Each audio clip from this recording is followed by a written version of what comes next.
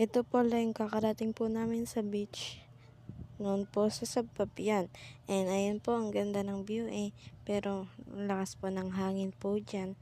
And ganyan talaga ang lakas ng hangin dyan sa Sabpapian. Tapos parang titiyapin na ako guys. Ganun nga talaga no.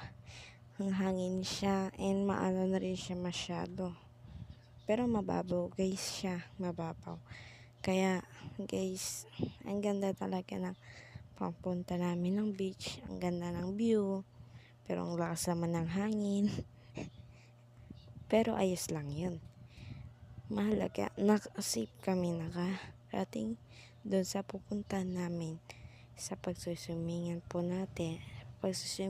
po namin. Kaya po, ang ganda po ng vlog namin nila mama ko and ako. Ayun guys. Goodbye.